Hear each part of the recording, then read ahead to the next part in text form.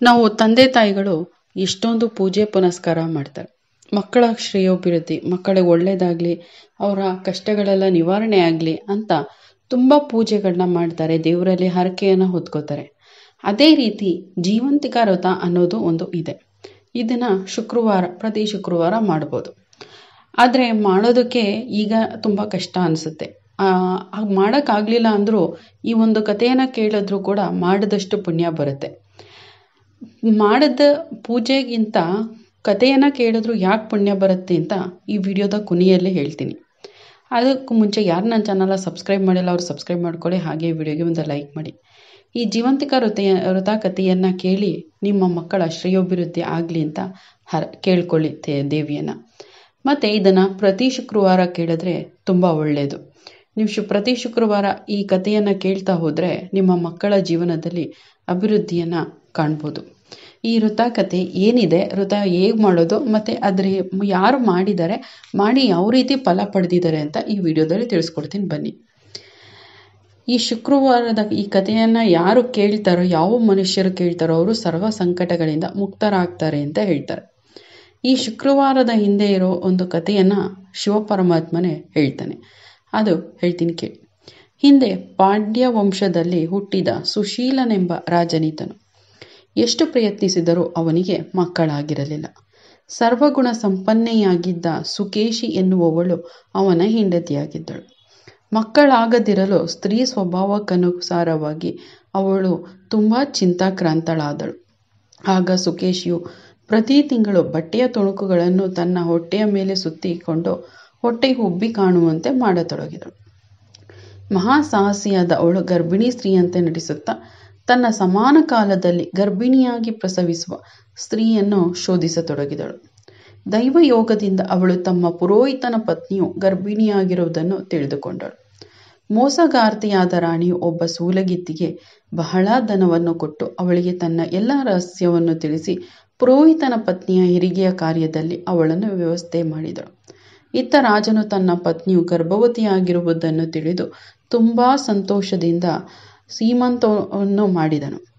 ಪುರೋಹಿತನ ಪತ್ನಿಯು ಪ್ರಸವಿಸುತ್ತಿರುವುದನ್ನು ತಿಳಿದು ರಾಜಪತ್ನಿಯು ಅದೇ ರೀತಿ ನಟಿಸತೊಡಗಿದಳು. ಪುರೋಹಿತನ ಪತ್ನಿಯು ಮೊದಲ ಸಲ ಗರ್ಭಿಣಿಯಾಗಿದ್ದರಿಂದ ಹೆರಿಗೆಯ ವಿಷಯದಲ್ಲಿ ಒಂದು ಅರಿಯದ ಅವಳು ಹೆರಿಗೆಗಾಗಿ ರಾಜಪತ್ನಿಯಿಂದ ವ್ಯವಸ್ಥಿತಳಾದ ಸೂಲಗಿತ್ತಿಯ ಮಾತಿನಲ್ಲಿ ವಿಶ್ವಾಸವಿಟ್ಟು ಅವಳು ಹೇಳಿದಂತೆ ಕೇಳಿದಳು. ಆ ಸೂಲಗಿತ್ತಿಯು ಪುರೋಹಿತನ ಪತ್ನಿಯನ್ನು ವಂಚಿಸುತ್ತಾ ಅವಳ ಕಣ್ಣುಗಳನ್ನು ಕಟ್ಟಿದಳು. ಅವಳು ಪ್ರಸವಿಸಿದ ಗಂಡು ಕೂಸನ್ನು ಸೂಲಗಿತ್ತಿಯು ರಹಸ್ಯವಾಗಿ ಒಬ್ಬರ ಕೈಯಿಂದ ಯಾರಿಗೂ ತಿಳಿಯದಂತೆ ರಾಜಪತ್ನಿಯ ಕಡೆಗೆ ಕೊಟ್ಟು ಕಳುಹಿಸಿದಳು. ರಾಣಿಯು ಆ ಕೂಸನ್ನು ಮಗ್ಗುಲಲ್ಲಿ ಇಟ್ಟುಕೊಂಡು ತಾನು ಗಂಡು ಮಗುವನ್ನು ಪ್ರಸವಿಸಿರುವುದಾಗಿ ಘೋಷಿಸಿದಳು. ಇತ್ತ ಸೂಲಗಿತ್ತಿಯು ಪುರೋಹಿತನ ಪತ್ನಿಯ ಕಣ್ಣುಗಳಿಗೆ ಕಟ್ಟಿದ್ದನ್ನು ಬಿಚ್ಚಿ ಆ ಮೊದಲೇ ತನ್ನೊಂದಿಗೆ ತಂದಿದ್ದ ಮಾಂಸದ ಒಂದು ಪಿಂಡವನ್ನು ಅವಳಿಗೆ ತೋರಿಸಿ ಆ ಪಿಂಡವನ್ನು ಕಂಡು ತನಗಾದ ಆಶ್ಚರ್ಯ ಖೇದಗಳನ್ನು ಒಂದೇ ಸಲ ಪ್ರಕಟಿಸಿದಳು. ಇದೇನು ಅನಿಷ್ಟವು ಹುಟ್ಟಿದೆ, ಇನ್ನು ಹಿಂದೆ ಹೀಗಾಗದಂತೆ ನಿನ್ನ ಗಂಡನು ಶಾಂತಿಯನ್ನು ಮಾಡಿಸಿಕೊಳ್ಳಬೇಕು. ಸಂತತಿಯಾಗದಿದ್ದರೂ ಚಿಂತೆ ಇಲ್ಲ. ಹೇ ತಾಯಿ, ನಿನ್ನ ಹಣೆಬರ ಚೆನ್ನಾಗಿರುವಂತೆ ನೀನಂತೂ ಜೀವವಾಗಿ ಉಳಿದಿರುವೆ ಅಂತ ಹೇಳಿದಳು. ಸೂಲಗಿತ್ತಿ ಹೀಗೆ ಏನೇನೋ ಹೇಳಿದ್ರು ಆ ಸ್ತ್ರೀಯು ಪ್ರಸವ ಕಾಲದಲ್ಲಿ ಅಂದರೆ ಮಗು ಆಗಬೇಕಾದ್ರೆ ತನಗಾದ ಕೂಸಿನ ಸ್ಪರ್ಶಾದಿಗಳಿಂದ ನೆನೆದು ಸೂಲಗಿತ್ತಿಯ ಮಾತಿನಲ್ಲಿ ವಿಶ್ವಾಸ ಇಡಲಿಲ್ಲ. ಆಗ ಈಶ್ವರನು ಹೇಳುತ್ತಾನೆ, ಏ ಕುಮಾರ, ಮುಂದೇನಾಯಿತು ಅಂದರೆ ಪುತ್ರ ಜನ್ಮವನ್ನು ತಿಳಿದು ಜಾತಕರ್ಮಾದಿಗಳನ್ನು ಮಾಡಿಸಿಕೊಂಡನು. ಬ್ರಾಹ್ಮಣರಿಗೆ ಗಜಾಶ್ವರಥಗಳನ್ನು ದಾನವಾಗಿ ಕೊಟ್ಟನು. ರಾಜ ಇಷ್ಟೆಲ್ಲ ಮಾಡ್ತಾ ಇದ್ದ. ಹರ್ಷಿತನಾದವನು ಕಾರಾಗೃಹದಲ್ಲಿದ್ದವರನ್ನೆಲ್ಲ ಬಿಡುಗಡೆ ಮಾಡಲು ಆಜ್ಞಾಪಿಸಿದ. ಸೂತಕ ಮುಗಿದ ನಂತರ ನಾಮಕರಣ ಸಂಸ್ಕಾರವನ್ನು ಮಾಡುತ್ತಾ ಆ ಮಗುವಿಗೆ ಪ್ರಿಯವೃತ ಎಂದು ಹೆಸರನ್ನು ಇಟ್ಟರು. ಈ ಕಡೆ ಪುರೋಹಿತನ ಪತ್ನಿಯು ಶ್ರಾವಣ ಮಾಸ ಬಂದು ಶುಕ್ರವಾರದ ದಿನ ಭಕ್ತಿಯಿಂದ ಜೀವಂತಿಕ ವ್ರತವನ್ನು ಪೂಜಿಸಲು ಶುರು ಮಾಡಿದಳು. ಬಹು ಬಾಲಕರೊಂದಿಗೆ ಜೀವಂತಿಕಾ ದೇವಿಯು ಕುಳಿತಿರುವಂತೆ ಗೋಡೆಯ ಮೇಲೆ ಅವಳ ಚಿತ್ರವನ್ನು ಬರೆದು ಹೂವಿನ ಹಾರವನ್ನು ಏರಿಸಿ ಪೂಜಿಸಿದಳು. ನಂತರ ಗೋಧಿ ಹಿಟ್ಟಿನಿಂದ 5 ಪ್ರಣತಿಗಳನ್ನು ಮಾಡಿ ಅದರಲ್ಲಿ ಆಕಳು ತುಪ್ಪ ಹಾಕಿ ದೀಪ ಹಚ್ಚಿ ಆರತಿಯನ್ನು ಮಾಡಿದಳು.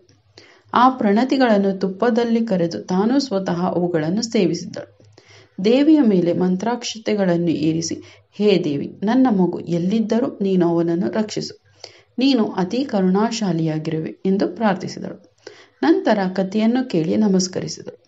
ಜೀವಂತಿಕಾ ದೇವತೆಯ ಪ್ರಸಾದದಿಂದ ಅವಳ ಮಗು ದೀರ್ಘಾಯುಷಿಯೂ ಆದಳು. ಆ ದೇವಿಯು ತಾಯಿಯಂತೆ ಹಗಲು ರಾತ್ರಿ ಆ ಮಗುವನ್ನು ರಕ್ಷಿಸಿದಳು. ಈ ಪ್ರಕಾರ ದಿನಗಳು ಕಳೆದಂತೆ ಸುಶೀಲ ರಾಜನು ಕಾಲವಶವಾದನು. ಪಿತೃಭಕ್ತನಾದ ಪ್ರಿಯವ್ರತನು ಸಂಪ್ರದಾಯದಂತೆ ಎಲ್ಲ ಅಂತ್ಯಕರ್ಮಗಳನ್ನು ಮಾಡಿದನು. ಕರ್ಮ ಸಮಾಪ್ತಿಯ ನಂತರ ಮಂತ್ರಿ ಪುರೋಹಿತರು ಸೇರಿ ಪ್ರಿಯವ್ರತನನ್ನು ರಾಜ್ಯದಲ್ಲಿ ಪಟ್ಟಾಭಿಷೇಕ ಮಾಡಿದರು. ಪ್ರಿಯವ್ರತನು ಧರ್ಮದಿಂದ ಪ್ರಜೆಗಳನ್ನು ರಾಜ್ಯವನ್ನು ಪಾಲಿಸುತ್ತಾ ಅನೇಕ ವರ್ಷ ರಾಜ್ಯ ಭೋಗಗಳನ್ನು ಭೋಗಿಸಿದನು. ಪಿತೃ ಋಣದಿಂದ ಮುಕ್ತನಾಗಲು ಒಮ್ಮೆ ಗಯೆಗೆ ಹೋಗಬೇಕೆಂದು ಇಚ್ಛಿಸಿದ.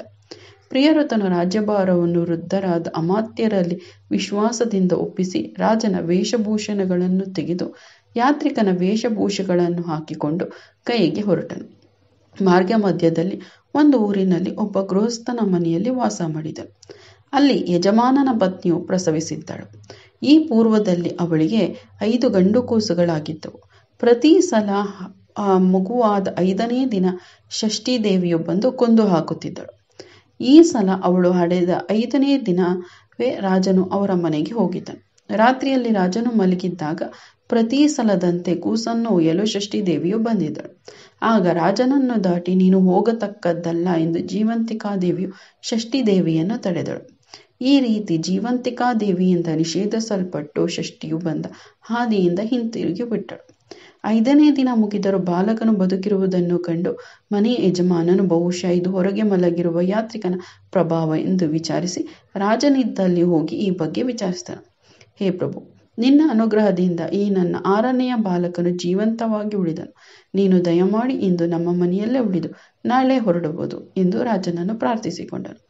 ಬ್ರಾಹ್ಮಣನ ಪ್ರಾರ್ಥನೆಯನ್ನು ಮನ್ನಿಸಿ ರಾಜನು ಅವನ ಮನೆಯಲ್ಲೇ ಉಳಿದುಕೊಂಡು ಮರುದಿನ ಗಯಾಕ್ಕೆ ಪಿಂಡದಾನ ಮಾಡಲು ಹೊರಟನು. ಗಯಾಗೆ ಹೋಗಿ ವಿಷ್ಣುಪಾದದಲ್ಲಿ ಪಿಂಡ ಪ್ರದಾನ ಮಾಡಿದಾಗ ಅಲ್ಲೊಂದು ಆಶ್ಚರ್ಯಕರವಾದ ಘಟನೆ ನಡೆಯಿತು. ಅದೇನೆಂದರೆ ರಾಜನು ಇಡುತ್ತಿರುವ ಪಿಂಡಗಳನ್ನು ಸ್ವೀಕರಿಸಲು ವಿಷ್ಣುಪಾದದೊಳಗಿಂದ 2 ಕೈಗಳು ಮೇಲೆದ್ದು ಕಾಣಿಸಿಕೊಂಡವು. ಇದರಿಂದ ಅತ್ಯಂತ ವಿಸ್ಮಿತನಾದ ರಾಜನಿಗೆ ಸಂಶಯವು ಬಂದಿತು. ನಂತರ ಬ್ರಾಹ್ಮಣರ ಅನುಮತಿಯನ್ನು ಪಡೆದು ಆ ಪಿಂಡಗಳನ್ನು ವಿಷ್ಣುಪಾದದಲ್ಲಿ ಇಟ್ಟನು. ಆಮೇಲೆ ರಾಜನು ಜ್ಞಾನಿಯಾದ ಮತ್ತು ಸತ್ಯವಾದಿಯಾದ ಒಬ್ಬ ಬ್ರಾಹ್ಮಣನಲ್ಲಿ ಹೋಗಿ ತನಗಾದ ಸಂಶಯವನ್ನು ಬಗ್ಗೆ ವಿಚಾರಿಸಿದನು. ಆಗ ಆ ಜ್ಞಾನಿಯು ಚೆನ್ನಾಗಿ ವಿಚಾರಿಸಿ, ಹೇ ರಾಜ, ಇವು ನಿನ್ನ 2 ಪಿತೃಗಳ ಕೈಗಳು. ಈ ಬಗ್ಗೆ ಹೆಚ್ಚಿನ ವಿಷಯವನ್ನು ಊರಿಗೆ ಹೋಗಿ ನಿನ್ನ ತಾಯಿಯನ್ನು ವಿಚಾರಿಸು ಎಂದು ಹೇಳಿದರು. ಇದನ್ನು ಕೇಳಿ ಚಿಂತಾಕ್ರಾಂತನಾದ ಅವನು ರಾಜನ ಮನದಲ್ಲಿ ನಾನಾ ರೀತಿಯ ವಿಚಾರಗಳು ಬರತೊಡಗಿದವು. ಯಾತ್ರೆಯನ್ನು ಮುಗಿಸಿ ಹಿಂತಿರುಗಿ ಬರುವಾಗ ರಾಜ ಪುನಃ ಅವನು ಉಳಿದಿದ್ದ ಶಿಶುವಿದ್ದ ಮನೆಗೆ ಹೋದನು. ಆ ದಿನವೂ ಕೂಡ ಗೃಹಿಣಿಯು ಮತ್ತೆ ಹಡೆದು 5 ದಿನವಾಗಿತ್ತು. ಆ ಸಲವೂ ಕೂಡ ಗಂಡು ಮಗುವನ್ನು ಪ್ರಸವಿಸಿದ್ದಳು. ಆ ದಿನ ರಾತ್ರಿ ಷಷ್ಠಿ ದೇವಿಯು ಅಲ್ಲಿಗೆ ಬಂದಳು. ಆಗ ಪುನಃ ಜೀವಂತಿಕೆಯು ಅವಳನ್ನು ಪ್ರತಿಬಂಧಿಸಲು ಷಷ್ಠಿ ದೇವಿಯು ಜೀವಂತಿಕಾ ದೇವಿಯನ್ನು ಕೇಳುತ್ತಾಳೆ, ನಿನಗೆ ಈ ಮಗುವಿನ ಅವಶ್ಯಕತೆ ಏನಿದೆ? ಈ ರಾಜನ ತಾಯಿಯು ಅದಾವ ವೃತವನ್ನು ಆಚರಿಸುತ್ತಿದ್ದಾಳೆ, ಏಕೆಂದರೆ ಹಗಲು ರಾತ್ರಿ ನೀನು ಅವನ ರಕ್ಷಣೆ ಮಾಡುತ್ತಿರುವೆ ಎಂದಳು. ಷಷ್ಠಿ ದೇವಿಯ ಮಾತನ್ನು ಕೇಳಿ ಜೀವಂತಿಕೆಯು ನಗುತ್ತಾ ಹೇಳುತ್ತಾಳೆ, ಈ ಮಧ್ಯೆ ರಾಜನು ಯಾವ ಕಾರಣದಿಂದ ಬ್ರಾಹ್ಮಣನ ಕೂಸು ಬದುಕಿ ಉಳಿಯುತ್ತಿದೆ ಎಂಬುದನ್ನು ಅರಿಯಲು ಆ ರಾತ್ರಿ ನಿದ್ದೆ ಮಾಡುವವನಂತೆ ನಟಿಸುತ್ತಾ ಎಚ್ಚರವಾಗಿ ಇದ್ದನು. ಆ 2 ದೇವತೆಗಳ ನಡುವೆ ಎಲ್ಲ ಸಂವಾದವನ್ನು ರಾಜನು ಸ್ಪಷ್ಟವಾಗಿ ಕೇಳಿದನು. ಜೀವಂತಿಕೆಯು ಹೇಳಿದಳು, ಹೇ ಷಷ್ಠಿ ದೇವಿ, ಶ್ರಾವಣ ಮಾಸದ ಶುಕ್ರವಾರದ ದಿನ ಈ ರಾಜನು ತಾಯಿಯ ತನ್ನ ಪೂಜಾವೃತದ ಎಲ್ಲ ನಿಯಮಗಳನ್ನು ಪಾಲಿಸುತ್ತಿದ್ದಾಳೆ. ಅವಳು ಮಾಡುತ್ತಿರುವ ನಿಯಮವನ್ನು ನಿನಗೆ ತಿಳಿಸುವೆನು. ಇವನ ತಾಯಿಯು ಒಂದು ಹಸಿರು ಸೀರೆ ಮತ್ತು ಕುಪ್ಪಸವನ್ನು ತೊಡುವುದಿಲ್ಲ. ಅದರಂತೆ ಹಸಿರು ಬಣ್ಣದ ಗಾಜಿನ ಬಳೆಗಳನ್ನು ಕೈಯಲ್ಲಿ ಧರಿಸುವುದಿಲ್ಲ. ಅಕ್ಕಿಯನ್ನು ತೊಳೆದ ನೀರನ್ನು ಎಂದಿಗೂ ದಾಟುವುದಿಲ್ಲ. ಹಸಿರು ಮಂಟಪದ ಕೆಳಗಿನಿಂದ ಹಾದು ಹೋಗುವುದಿಲ್ಲ. ಹಸಿರು ಬಣ್ಣದ ಕಾಯಿ ಪಲ್ಯಗಳನ್ನು ತಿನ್ನುವುದಿಲ್ಲ. ಈ ವೃತವನ್ನು ನನ್ನ ಪ್ರೀತ್ಯರ್ಥವಾಗಿ ಮಾಡುತ್ತಿರುವುದರಿಂದ ನಾನು ನಿರಂತರ ಇವನನ್ನು ರಕ್ಷಿಸುತ್ತಿದ್ದೇನೆ ಮತ್ತು ಇವನಿಲ್ಲಿ ಇರುವುದರಿಂದ ಆ ಬ್ರಾಹ್ಮಣನ ಮಗುವನ್ನು ಕೂಡ ರಕ್ಷಿಸುತ್ತೇನೆ ಎಂದು ಕೇಳಿ ರಾಜನು ಬೆಳಿಗ್ಗೆ ಎದ್ದವನೇ ತನ್ನ ಊರಿಗೆ ಹೊರಟನು. ರಾಜನು ತಿರುಗಿ ಬಂದದ್ದನ್ನು ತಿಳಿದು ಆ ದೇಶದ ನಾಗರಿಕರೆಲ್ಲರೂ ಅವನನ್ನು ಉತ್ಸಾಹದಿಂದ ಸ್ವಾಗತಿಸಿದರು. ರಾಜನು ಮನೆಯೊಳಗೆ ಬಂದವನೇ ತಾಯಿಯನ್ನು ಕುರಿತು, ಅಮ್ಮ, ನೀನು ಜೀವಂತಿಕಾ ವೃತವನ್ನು ಮಾಡುತ್ತಿರುವೆಯಾ? ಹೇಗೆ ಮಾಡುತ್ತಿರುವೆ ಎಂದು ಕೇಳಲು ತಾಯಿಯು, ಅದು ಯಾವ ಪೂಜೆ ನನಗೆ ತಿಳಿಯದು ಎಂದು ಹೇಳಿದಳು. ಗಯಾ ಯಾತ್ರೆಯ ಪೂರ್ಣ ಫಲಪ್ರಾಪ್ತಿಗಾಗಿ ಮಹಾಸಮಾರಾಧನೆಯನ್ನು ಮಾಡಲಿಚ್ಛಿಸಿ ಭೋಜನಕ್ಕಾಗಿ ಅನೇಕ ಬ್ರಾಹ್ಮಣ ಸುವಾಸಿನಿಯರನ್ನು ಆಮಂತ್ರಿಸಲು ಇಚ್ಛಿಸಿದನು. ಮತ್ತು ಅದೇ ವೇಳೆಯಲ್ಲಿ ಭೋಜನಕ್ಕಾಗಿ ಆಮಂತ್ರಿತರಾಗುವ ಸುವಾಸನೆಯರಿಗೆ ಹಸಿರು ಬಣ್ಣದ ಸೀರೆ, ಕುಪ್ಪಸಗಳು ಮತ್ತು ಬಳೆಗಳನ್ನು ಕೊಟ್ಟು ಕಳುಹಿಸಿ ಜೀವಂತಿಕಾ ವ್ರತವನ್ನು ಯಾರು ಆಚರಿಸುತ್ತಿದ್ದಾರೆ ಎಂದು ಪರೀಕ್ಷಿಸಲು ಬಯಸಿದನು. ನಂತರ ರಾಜನ ಮನೆಯಲ್ಲಿ ಭೋಜನಕ್ಕಾಗಿ ಎಲ್ಲರೂ ಬರಬೇಕು ಎಂದು ಡಂಗೂರ ಸಾರಿಸಿದನು.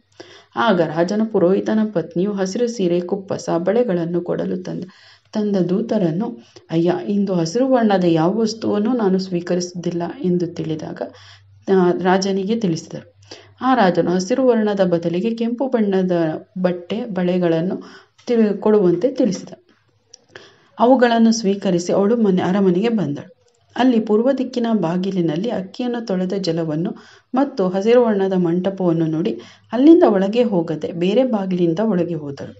ಇದನ್ನೆಲ್ಲ ನೋಡಿದ ರಾಜನು ಪುರೋಹಿತನ ಪತ್ನಿಗೆ ನಮಸ್ಕರಿಸಿ ಎಲ್ಲವನ್ನೂ ಕೇಳಿದನು ಮತ್ತು ಜೀವಂತಿಕಾ ವ್ರತವನ್ನು ಧಾರಣ ಮಾಡಿ ಆಚರಿಸುವುದಕ್ಕೆ ಮೂಲ ಕಾರಣವೆಂದು ವಿಚಾರಿಸಿದನು. ಅವಳು ಶುಕ್ರವಾರದ ವ್ರತವಾದ ಜೀವಂತಿಕಾ ವ್ರತವನ್ನು ರಾಜನಿಗೆ ತಿಳಿಸಿದಳು. ರಾಜನನ್ನು ಕಂಡಾಕ್ಷಣ ಅವಳ ಸ್ತನಗಳಿಂದ ಹಾಲು ಉಕ್ಕಿ ರಾಜನ ಮೈಮೇಲೆ ಬಿದ್ದಿತು. ಗಯಾದಲ್ಲಿ ಕಂಡ 2 ಕೈಗಳು ದೇವಿಯರ ಮಧ್ಯೆ ನಡೆದ ಸಂವಾದ ಮತ್ತು ಈಗ ಪುರೋಹಿತ ಪತ್ನಿಯ ಸ್ತನಗಳಿಂದ ಹಾಲು ಉಕ್ಕಿ ಹರಿದದ್ದು, ಇವೆಲ್ಲ ಕಾರಣಗಳಿಂದ ರಾಜನು ಇವಳೇ ತನ್ನ ನಿಜವಾದ ತಾಯಿ ಎಂಬ ನಿರ್ಧಾರಕ್ಕೆ ಬಂದನು. ತನ್ನ ಸಾಕು ತಾಯಿಯಾದ ರಾಣಿ ರಾಜಮಾತೆಯ ಹತ್ತಿರ ಹೋಗಿ ವಿನಯದಿಂದ, ಹೇ ತಾಯಿ, ಹೆದರದಿರು, ನನ್ನ ಜನ್ಮ ವೃತ್ತಾಂತವನ್ನು ಸತ್ಯವಾಗಿ ಹೇಳು ಎಂದು ಪ್ರಾರ್ಥಿಸಿದನು. ಆಗ ಸುಕೇಶಿನಿಯು ಎಲ್ಲವನ್ನೂ ಹೇಳಿದಳು. ಇದರಿಂದ ಸಂತುಷ್ಟನಾದ ರಾಜನು ತನಗೆ ಜನ್ಮ ಕೊಟ್ಟ ತಂದೆ ತಾಯಿಗಳನ್ನು ಭಕ್ತಿಯಿಂದ ನಮಿಸಿದನು. ಅವರಿಗೆ ವಿಪುಲವಾದ ಸಂಪತ್ತನ್ನು ಕೊಟ್ಟನು. ಅವರು ಬಹು ಸಂತೋಷಗೊಂಡರು. ಒಂದು ದಿನ ರಾಜನು ರಾತ್ರಿ ಜೀವಂತಿಕಾ ದೇವಿಯನ್ನು ಕುರಿತು, ಹೇ ದೇವಿ, ನನಗೆ ಜನ್ಮ ಕೊಟ್ಟ ತಂದೆಯು ಬದುಕಿರುವಾಗ ಗಯೆಯಲ್ಲಿ ಪಿಂಡ ಪ್ರದಾನ ಮಾಡುವಾಗ 2 ಕೈಗಳು ಹೇಗೆ ಕಂಡವು ಎಂದು ಪ್ರಾರ್ಥಿಸುತ್ತಾ ಮಲಗಿಕೊಂಡನು.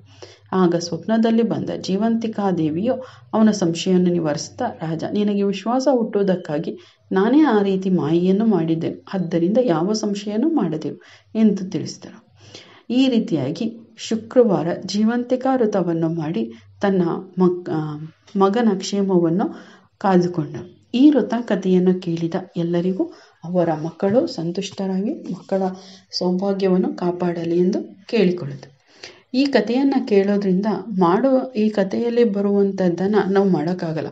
ಯಾಕೆಂದರೆ ಆ ದಿನ ಹಸಿರು ಬಳೆ ತೊಡದೇ ಇರ್ಬೋದು, ಹಸಿರು ಬಟ್ಟೆಯನ್ನು ಹಾಕೊಳ್ದೇ ಇರ್ಬೋದು. ಆದರೆ ಹಸಿರು ತರಕಾರಿಗಳನ್ನ ಬೇಯಿಸ್ತೇನೆ ಪ್ರತಿ ವಾರ, ಪ್ರತಿ ಶುಕ್ರವಾರ ನಾವು ಮಾಡೋಕ್ಕಾಗಲ್ಲ. ಮತ್ತು ಅಕ್ಕಿ ತೊಳೆದ ನೀರನ್ನು ಈಗ ಹೋಗೋಕ್ಕೆ ಎಲ್ಲೂ ಜಾಗ ಇರಲ್ಲ. ನಾವು ಸಿಂಕಲ್ಲಿ ಹಾಕ್ತೀವಿ, ಸಿಂಕಲ್ಲಿ ಹಾಕಿದ್ರೆ ಆ ನೀರು ಹೋಗ್ತಾ ಇರುತ್ತೆ. ಮನೆ ಒಳಗಡೆ ಪೈಪ್ ಇಟ್ಕೊಂಡಿರ್ತೀವಿ. ಅದನ್ನು ಮನೆ ಒಳಗಡೆ ಪೈಪ್ ಬಿಟ್ಟಿರೋದ್ರಿಂದ ಅದನ್ನು ನೆಲದಲ್ಲಿ ಹೋಗ್ಬೇಕಾದ್ರೆ ಅದನ್ನು ದಾಟಲೇಬೇಕಾಗತ್ತೆ. ಹಾಗಾಗಿ ಅದನ್ನೆಲ್ಲ ಈ ಕಾಲದಲ್ಲಿ ಮಾಡೋಕ್ಕಾಗಲ್ಲ. ಆದರೆ ಅದನ್ನು ಕಥೆಯನ್ನು ಕೇಳಿದ್ರು ಕೂಡ, ಯಾವುದೇ ಒಂದು ಪೂಜೆಯ ಕಥೆಯನ್ನು ಕೇಳಿದ್ರು ಕೂಡ ಅದರಲ್ಲಿ ನಮಗೆ ಫಲ ದೊರೆಯುತ್ತೆ ಅಂತ ಏನಕ್ಕೆ ಹೇಳ್ತಾರೆ ಅಂದರೆ, ನಾವು ಆ ಕಥೆಯನ್ನು ಕೇಳ್ತಾ ಅದನ್ನು ಆಚರಿಸ್ತಾ ಇರೋ ರೀತಿ ನಮ್ಮ ಮನಸ್ಸಿನಲ್ಲಿ ಬರ್ತಾ ಇರುತ್ತೆ. ಈಗ ಅವರು ಹೋಗ್ತಾ ಇದ್ದಾರೆ, ಅಲ್ಲಿ ಹಸಿರು ಬಟ್ಟೆಯನ್ನು ತಗೊಳ್ತಾ ಇದ್ದಾರೆ, ತಗೋತಾ ಇಲ್ಲ ಅಂದಾಗ ಅದು ನಮ್ಮ ಸುಪ್ತ ಮನಸ್ಸಿನಲ್ಲಿ ಅದು ಕಥೆಯನ್ನು ಕೇಳ್ತಾ ನಾವು ಅದರಲ್ಲೂ ಮುಳುಗೋಗ್ಬಿಟ್ಟಿರ್ತೀವಿ. ಆ ರೀತಿ ಕಲ್ಪನೆ ನಮ್ಮ ಮನಸ್ಸಿನಲ್ಲಿ ಮೂಡ್ತಾ ಇರುತ್ತೆ.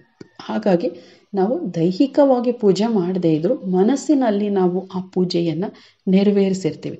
ಯಾಕೆಂದರೆ ಆ ಜೀವಂತಿಕಾ ದೇವಿಯ ಚಿತ್ರವನ್ನು ಬರೆದ್ಲು ಗೋಡೆ ಮೇಲೆ ಅಂದಾಗ ನಾವು ಒಂದು ಗೋಡೆಯ ಮೇಲೆ ಆ ದೇವಿಯ ಸ್ವರೂಪವನ್ನು, ನಮ್ಮ ಮನಸ್ಸಿನಲ್ಲಿರುವಂಥ ದೇವಿಯ ಸ್ವರೂಪವನ್ನು ಆ ಗೋಡೆ ಮೇಲೆ ಇಟ್ಕೊಂಡಿರ್ತೀವಿ.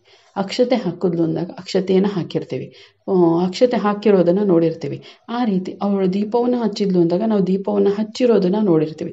ಹಾಗಾಗಿ ನಾವು ಯಾವುದೇ ಪೂಜೆಗಳನ್ನ ಮಾಡೋಕ್ಕಾಗದೇ ಇದ್ರು ಅದರಲ್ಲಿರೋ ಕಥೆಯನ್ನು ಕೇಳಿದಾಗ ನಾವು ಮನಸ್ಸು ಪೂಜೆಯನ್ನು ಮಾಡಿರುತ್ತೆ.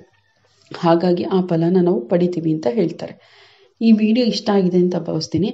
ಆ ಪೂಜೆ ಫಲ ಹೇಗೆ ನಮಗೆ ಕಥೆಯಿಂದ ದೊರೆಯುತ್ತೆ ಅನ್ನೋದನ್ನು ಕೂಡ ನಾನು ಹೇಳಿದ್ದೀನಿ. ಇದ್ರ ಬಗ್ಗೆ ನಿಮ್ಮ ಅನಿಸಿಕೆ, ಅಭಿಪ್ರಾಯನ ದಯವಿಟ್ಟು ಕಮೆಂಟ್ ಮುಖಾಂತರ ತಿಳಿಸಿ.